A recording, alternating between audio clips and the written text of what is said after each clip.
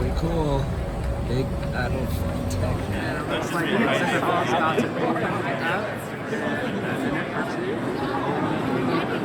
That's the crowd. I don't know what that can walk about. You have to get a ticket to get the D&D things. I got one. You can come anytime after the time associated I get with the for the mimic. Lorcana is set up in a separate room here. Let's go check it out. Illuminator's Quest Deep Trouble. This is where instead of playing against each other, you're playing with each other and you're trying to defeat Ursula. A cooperative mode. Yeah, it's a cooperative Oh, I never knew there was a cooperative mode. Yeah. That might get me more into this game. Yeah. Super fun, so it's not competitive one with another. You actually get to play and experience a cooperative journey through the game, and at the end you actually get something to win it. All right, well that sounds very exciting. Let's check it out. Hi Emma. This is Tom Vasel. He does a lot of reviews. Hi. Hi. It's Tom Vasel. I'm not shaking your hand. I want to steal your hand. My kids are a little shy right now. Oh, you guys want to do the photo booth? Yes. Can we do it with you? You ready? All right. So everybody make a face. Just make a face. Oh, hang on. I'll get you up there. Ready? 1, 2, 3. Now I'm going to do sideways. He's a great family man. Yes. Now, raise your hands.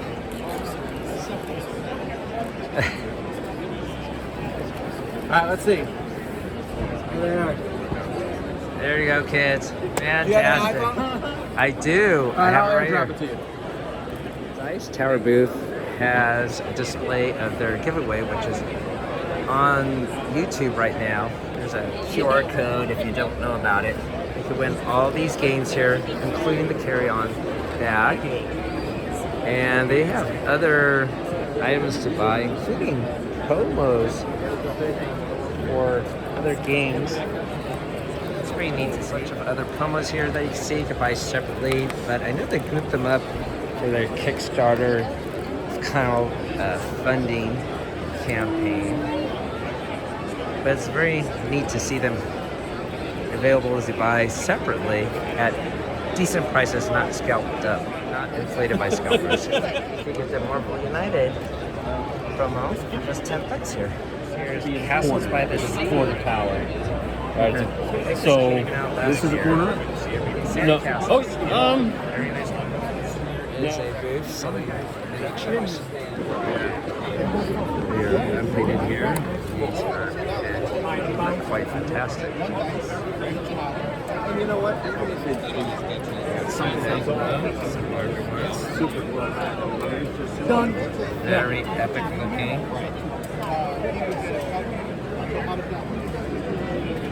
Look at this umbrella. I guess it's from Mayan time frame or something like that. It's part of Mythic America. So they all hit. well, they train their whole lives for this. Okay. Seneca archers are pretty good. They pyramid in the corner. So, sorry, these are not the Seneca. These are the Tikal sharks. Uh-oh. The wrong. Maybe. We're gonna Maybe get it's into it. What is this? It's like table tennis, but it's a pickle.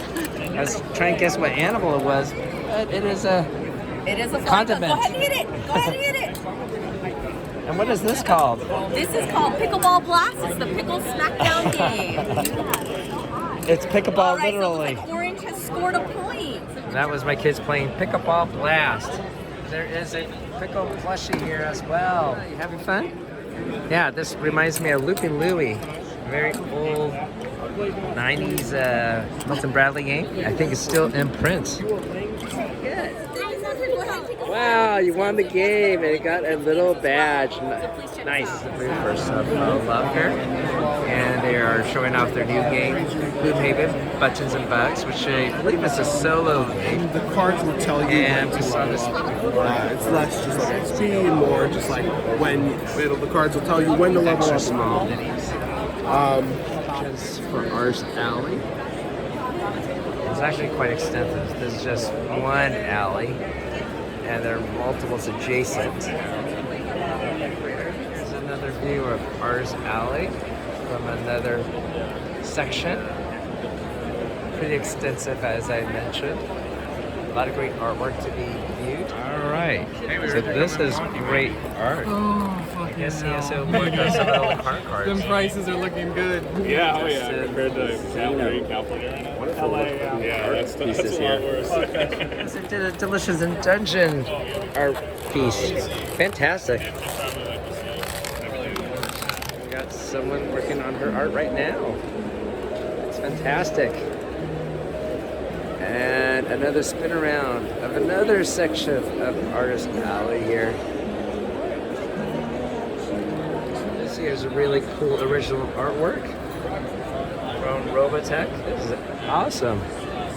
And only $2,000. Here's Tim and Monsters, which looks like handcrafted art. You see a diagram here. Little creatures, they look like they're made out of clay, and they can put them in these little customized habitat housings. Very creative. And here is the booth for Malafox. And of course they have many miniature base games, including Vagrant Song, which is probably their most popular one. But I'm here to look at this display. Multiple painted minis. It's quite fascinating. You zoom in a little bit more. Sorry for the reflection. Got some more down here. Go ahead. And on the bottom row are some really gigantic minis. Here are some awesome displays for a play area. I'm not sure which miniature game they're gonna play here for a D&D session. It looks great. Here is another terrain area, desert environment.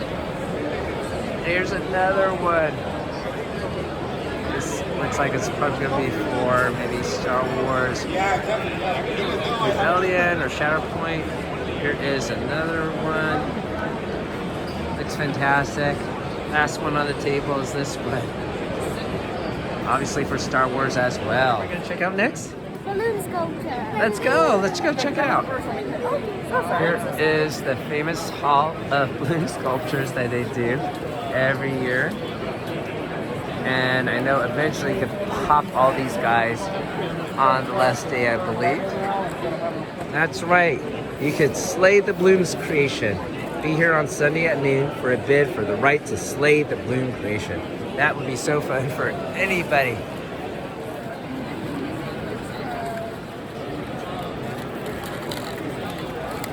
Here you go, my dear. All right. Let's lick your face. Very cute.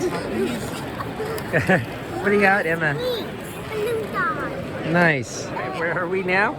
Color. Let's see. It has definitely grown. There are some really massive structures here now.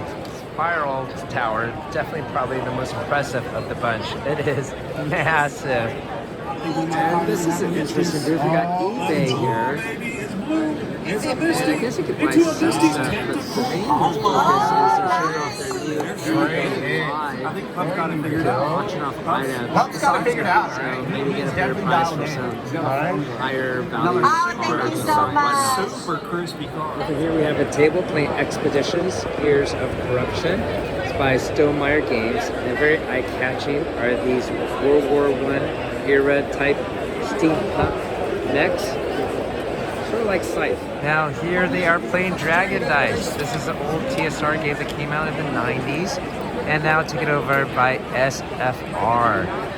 Keeping it pretty lively. There are hardcover books, which they didn't have back in the day. And they have neoprene play mats. With the units you have. Back in the day, they only had cloth or We're gonna paper start mats. setting So up this the game looks pretty by fancy now. picking Looks like we got a table here set up to play a miniatures game. The minis are painted into nice high tabletop standard.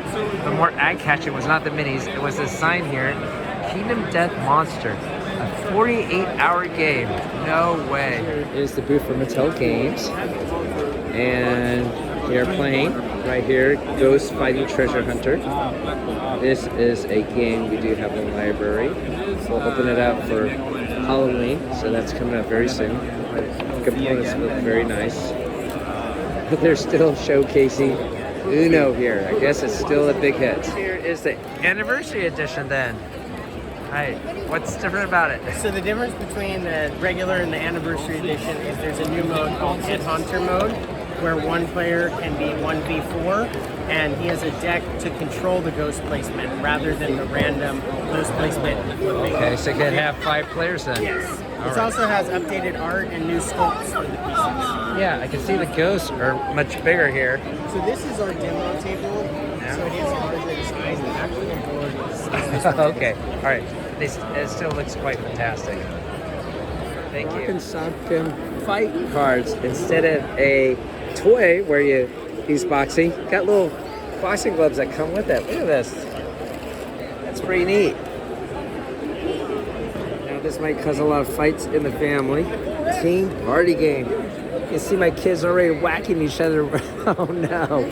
Someone to show us how to play Rock and Sock'em fight cards. And do you hit each other with these gloves? You don't hit each other, but you go for the pairs. So anytime the pairs play, you want to go for it. All right, so your hands don't hurt when you pile up on each Yes. other. Okay, that makes a little bit more sense. You got that, little man? So if there are 2 matching cards in play, you slap it. Yes. And whoever Should I- gets it. Should I bring a chair for him? Here are some components for Jurassic Feud and Cannibal Feud. Some of which we saw before Origins. This is, I believe, going to be on Kickstarter right now. But this volcano is interesting. And this Hydra character. Just found out that this volcano structure is special. You cannot use the standard rubber balls in the game. It has special metallic balls that drop here randomly, go to one side or another to destroy opposing castles.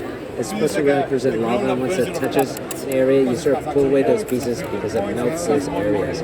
But yeah, if you put a rubber ball in here, it will get stuck. And that's already happened multiple times according to the booth demonstration. So that's a little bit strange because I know kids will definitely put rubber in there.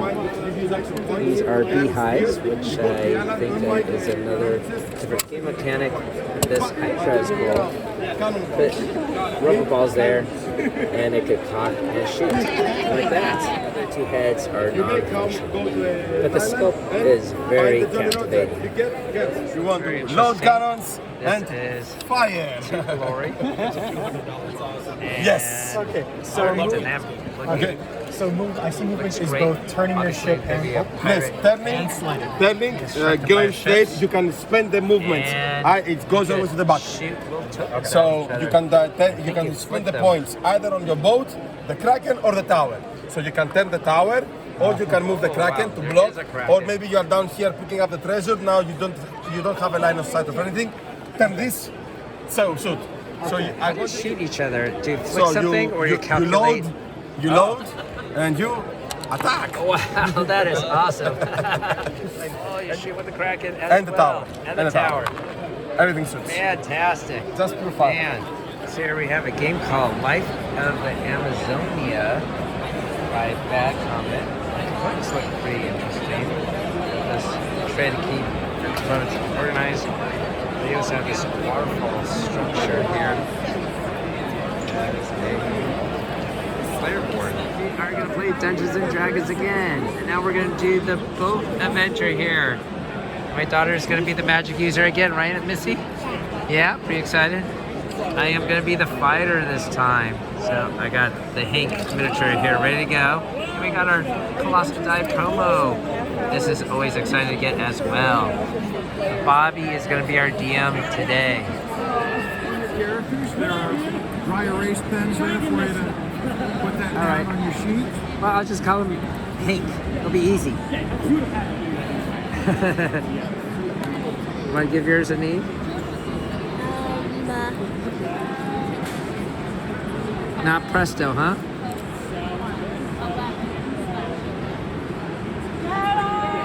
You got... Kirby. What is it, Kirby? Okay. to be security and help escort this ship to the infamous Stormwreck Isle. Stormwreck Isle, yes. And I'm not thrilled about it either.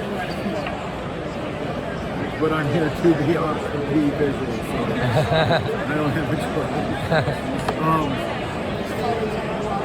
You've been at sea for several days now, escorting this ship and its cargo to a cloister on Stormwreck Isle. It is very early in the morning and the sun is just starting to break the horizon, and it is a dark and evil looking red.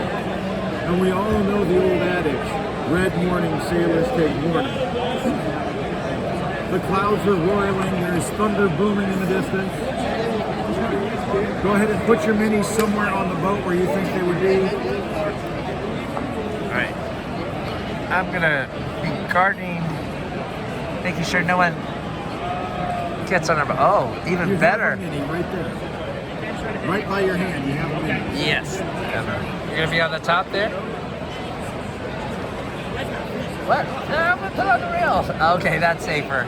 Okay. Alright. Now a bolt of lightning crashes close to the ship, and a marrow pulls itself up onto the deck. Marrow. Oh, good thing I was guarding this side.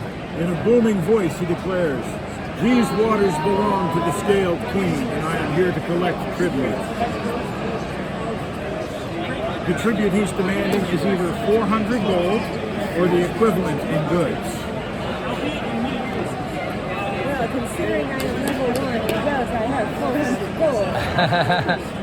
And the I have 10 goods gold in the cargo hold will just about cover that. Do you have any gold, But Anima? you're here to protect it. 10 gold. So Yeah, because I just I'm got 10 riding gold that as well. here, will I get like a surprise shot at it? So, before we do any of that, Okay. you have all the options. He's not aggressive yet. You're not aggressive yet. You have other options. Okay. Yes. Maybe instead of 400 gold, I could use my animal handling and find you a whale to ride. I mean, you could try.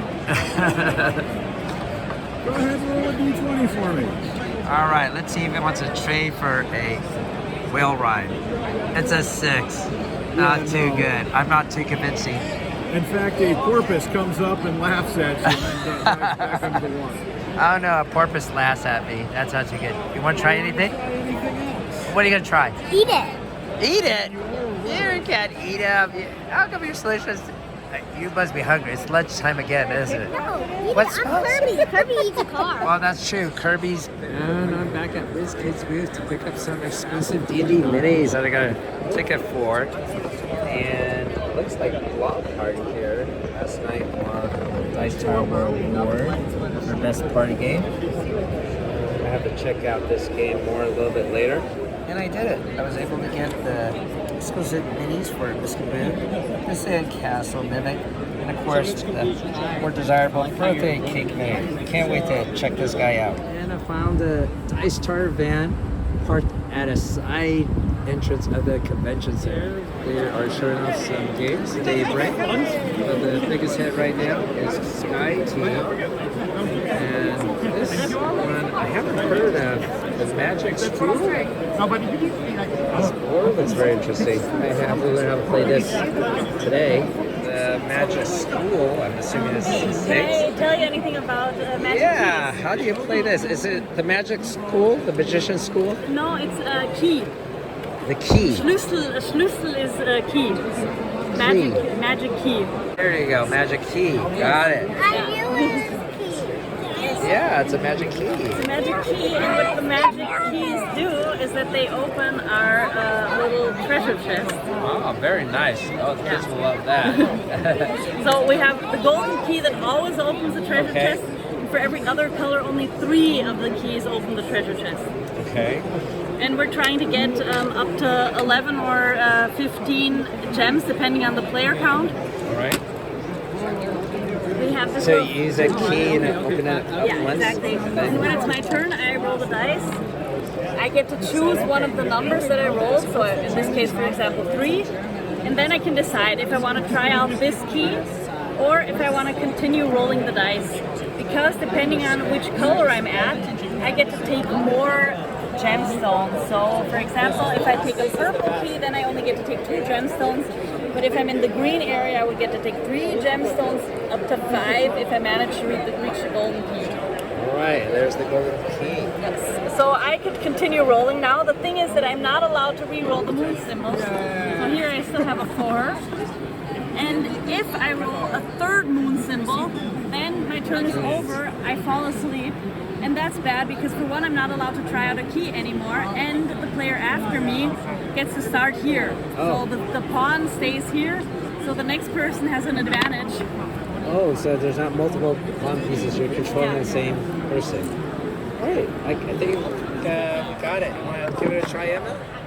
Yeah. So my kids are halfway through the game, I suppose. And every time you roll a die, you move the pawn forward. Now You cannot you can re-roll all dice. a dice if there's a moon. But if you land this special space here, which my daughter just did, you can turn all those moons back to life, and you can re-roll them, and that's how you're gonna have a chance to go all the way up there.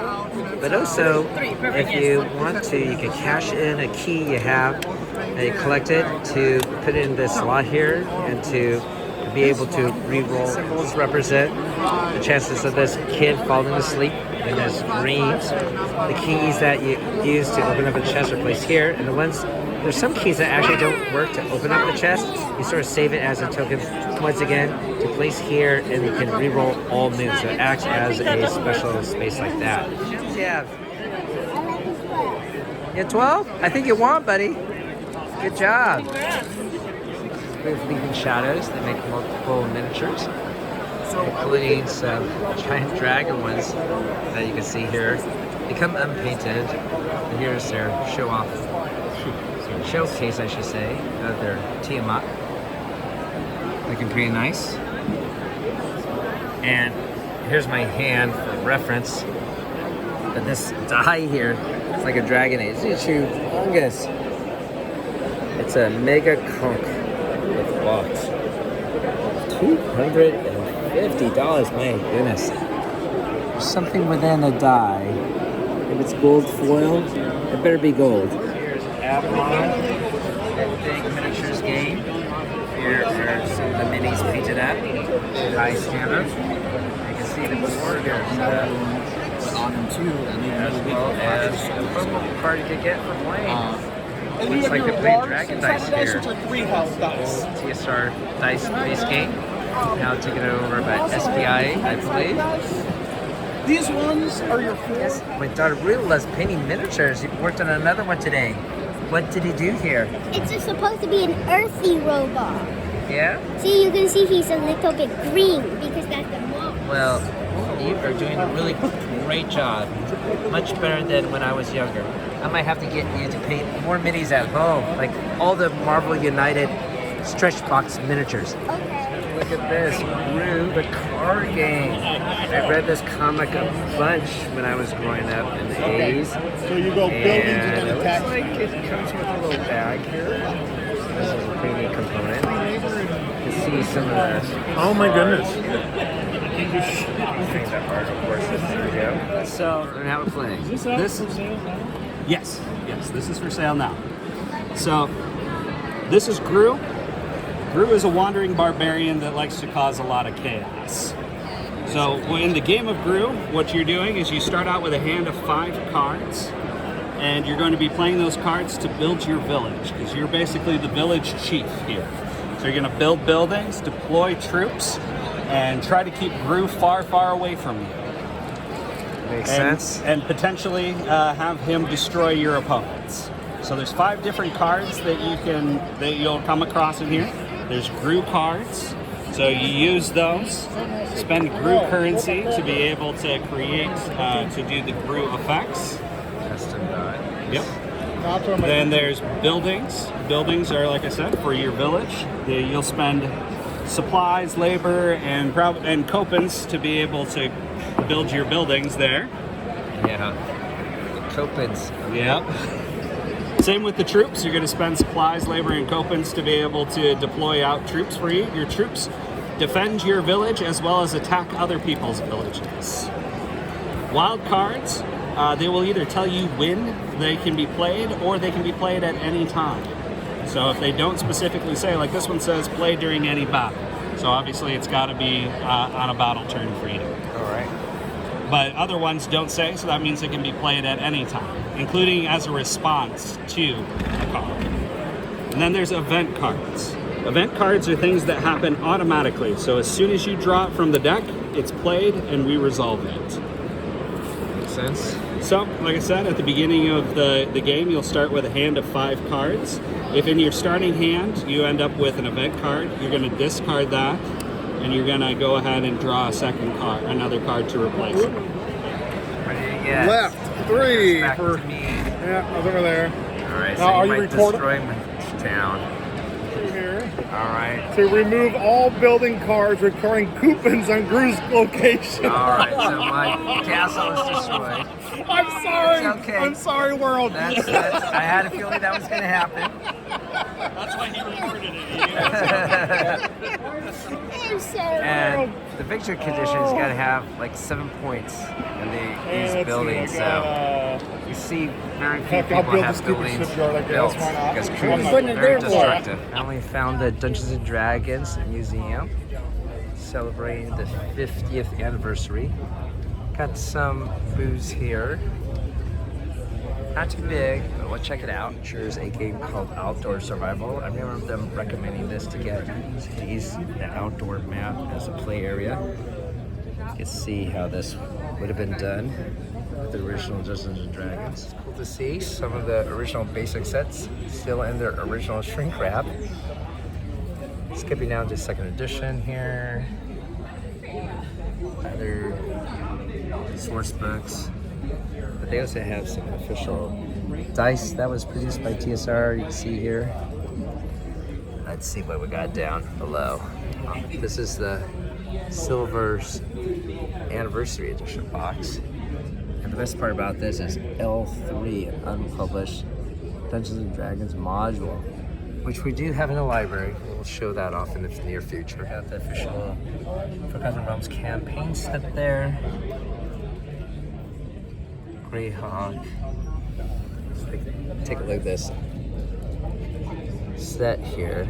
Not sure which year this came out. It doesn't say 2nd edition, so it must have been before 1989. This here is an introduction to Forgotten Realms, published in 1999, and it was actually a guidebook or a Bible internal for authors of modules, novels, computer games, and related Forgotten Realm projects.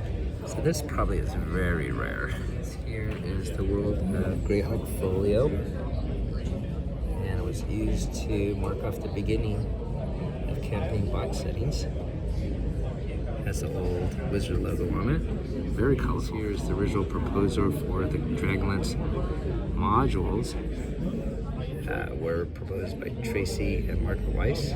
This booth is, this cabinet's probably the most interesting. It has the oldest material here. This has from 1973 some original manuscripts used for some of the rules that they were working on. And here is the chainmail rules, which most of you guys might have heard about. Right next to it is the original grain box set. I think they only made 1,000 or less of those. Yeah, 1,000 initial copies. The other copies ended up being the white boxes, like the one down inside there. There's a GenCon 7 booklet, and D&D was released that year, but it was not listed as a program event, even though it was the biggest hit there. Here we have the original 3 booklets, as well as the supplemental Greyhawk, Greymore, Ultimate Village, and Gods and Demigods and Heroes. Pretty good condition still. This here is the first fantasy campaign by Dave Merson of Blackmore. It's an original manuscript of Dungeons and Scrapefoot Green, and it was a GenCon tournament, later published by Judges Guild. Here's the 5th edition Alpha playtest. It contains manuscripts of the 3 core books as well as Adventure, based on Module B2. We did not go far off. So, this is recent history. A couple of lucky players had access. Here is Ghost of the Dragonspear Castle. Very famous for being known as the first publication for the 5th edition rule set. Available only at GenCon back in 2013. Here are some exclusive draw dice from GenCon 2012. Looks pretty neat. It is part of the 40th anniversary for D&D. Has a wooden box with a reprint of the original manuscripts within. Instead of dice, you can see on the side. Pretty sweet. In the corner here, they have a couple of belt buckles that came out. This section has a bunch of 3rd and 3.5 editions. Haven't seen this before though. This is the special edition. Black hardcover source books. Here is a real rare one. This is an internal copy version. There's a large paperweight for the 30th anniversary. Here's a cabinet showing all the newest D&D releases. This is Quest from the Infinite Staircase we've all seen. And these are the new Lego minifigures. I believe there are 12 of them. And they come out in September. The coolest I think is going to be Tasha there in the corner. Now this one I have not seen yet. A book called How Not to Get Eaten by Owlbears. It's probably published by 10 Speed. No, it's IDK Publishing. I have to look into this later. Of course, we got some other hardcover books. This one just got released, Making the Original Dungeons & Dragons book. A very good history book. I highly encourage you guys to take a read of it if you can. Here are the stamps that just came out yesterday. Here is a panel. Some of the envelopes that you could get. In the previous cabinet, they had some of the UK versions, which look even more spectacular. And down below, we have Magic the Gathering. Bloomburrow, once again, just came out. And more associated cards for it. The Commander decks and starter kits. Here is a booth for Warhammer 40k Kill Team. It's not for the miniatures game. It's for a laser tag game. And look at the weapons that they modified into a bolter and other associated weapons. And here it is, the live version. This here is the Pathfinder room, and it's featuring games, not just Pathfinder, but other games from the same publisher. And they reserved this entire ballroom to showcase their games. It's massive. This is the official store set in the back of the ballroom. I think most interesting really is this statue of this kobold right in front. And it's not actually hard plastic. It's very soft, like rubbery leather hide. So pretty cool. A lot of the new 2nd edition core books, just in time as they were really worried about that OGL scandal with Hasbro. Stay the course, they came out with their new revised editions. A lot of products already available. Some promo dice, Pathfinder, Starfinder, pretty cool. Looks like they're also giving out some promo cards for their board game that's upcoming. Pathfinder Quest, and their catalog here, I grabbed a copy. It's pretty thick. Might grab an extra one and give all these extras I have as a giveaway in the future. So keep a lookout for that. Pick up some low-key battle mats and a free adventure they're giving out. It's for free, that's right. And here's a cabinet showing off Dice Throne, which is going to be a new release here. This X-Men set. And we helped kickstart that one, so we'll get it in the mail soon, I hope. And this is part of their missions campaign or single shot adventure series. Looks like they got some other display cases for the villains you're gonna fight against. And this is once again Dice Throne mission set. And this is a side expansion. This came out a while ago. Krampus and Santa Claus. Would you play Santa Claus, Emma? Yeah. Yeah, look at the miniature repainted there. And Krampus. That's always interesting, especially when you got a party of gnomes. A blue costume. Very cool looking. And got the magic user and the cleric hanging in the back of the party. Well done. There they go, squeaking away. For trash talk. If you're going to do other demos and stuff, the other one is display. The game. I guess you have many different components. You said there was. Yeah, throw it in the garbage there. Oh yeah, I might as well do that too while I'm here. You said there was a second Gashapon? Yes, so the other machine is in room 136. Okay. We are going to try to mind meld with these objects and the cards. So we're going to have identical sets of objects. So this is what's out here, so we'll do this. Oh yeah, there are some matches, huh? Great. So we have matching stuff. I am now going to associate an object with each card. And I'm going to think about what's going on here. And I've done that. So now you are going to try to match me by associating these objects with different things. Okay, but it doesn't have to match the word. It's just he matched it on that side. I matched it, so you are, am I basing it on what it is? Am I basing it on what color it is, the material, the shape? Which aspect of this am I connecting in on? Page 22. And you can then, we'll see how we're thinking. All right, what do you want to do? Okay. I'm also just using it as an opportunity. What's your rationale, Emma? Why is this one here? Bark like tree bark? Okay, how about this one? Not sure? How about this one? It doesn't look dangerous. Okay. All right, we'll see how that works. I picked this up So earlier. we're going to reveal. Yes. Nailed it. Wow, good job, Missy. So obviously this guy's a little monster, right? He's dangerous. Bark, it's like a little tree. It's made of wood. And then, you should never swallow those. Okay, all right, that makes sense.